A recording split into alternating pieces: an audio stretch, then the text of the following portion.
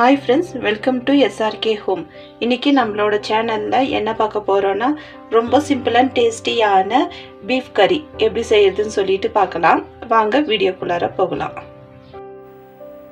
Okay friends, இன்னைக்கு beef கறி செய்யறதுக்கு 1/2 கிலோ எலும்பில்லாத பீஃப்ல கொஞ்சமா உப்பு, 1/4 ஸ்பூன் மஞ்சள்தூள், 1 ஸ்பூன் மிளகாய்த்தூள், 1 ஸ்பூன் மல்லித்தூள் போட்டுட்டு 7 விசில் வரைக்கும் நல்லா வேக வச்சு எடுத்துக்கலாம்.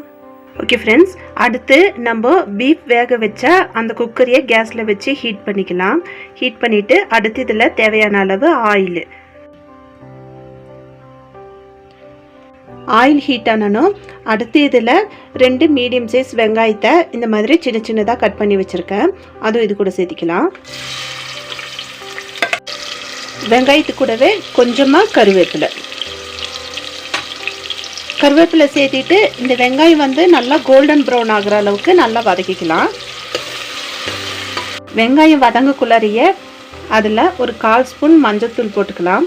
மஞ்சள்தூள் சேர்த்தி வதக்குனா வெங்காயம் சீக்கிரமாக வதங்கிடும். வெங்காயம் நல்லா வதங்கணும். அடுத்து இதில் 1 ஸ்பூன் இஞ்சி பூண்டு பேஸ்ட்டு சேர்த்திட்டு அதோட பச்சை ஸ்மெல் போகிற அளவுக்கு நல்லா வதக்கிக்கலாம். இஞ்சி பூண்டு பேஸ்ட்டு நல்லா வதங்கணும்.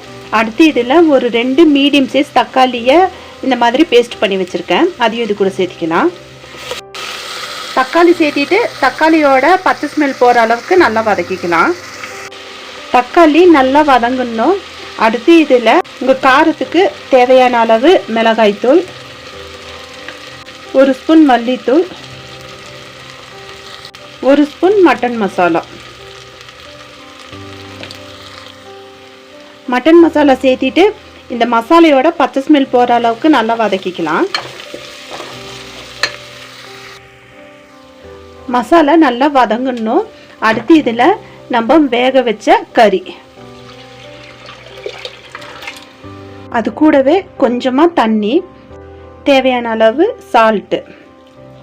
கறி வேக வைக்கக்குள்ளே கொஞ்சம் சால்ட் சேர்த்திருக்கோம், அதனால் பார்த்துட்டு சேர்த்திக்கோங்க. இந்த கறி கூடவே ஒரு 3 மீடியம் சைஸ் கிழங்கு இந்த மாதிரி கட் பண்ணி வச்சுருக்கேன். அதுவும் இது கூட சேர்த்திக்கலாம். கிழங்கு சேர்த்து நல்லா மிக்ஸ் பண்ணி விட்டுட்டு ஒரு கொதி வர அளவுக்கு இதை கொதிக்க வைங்க.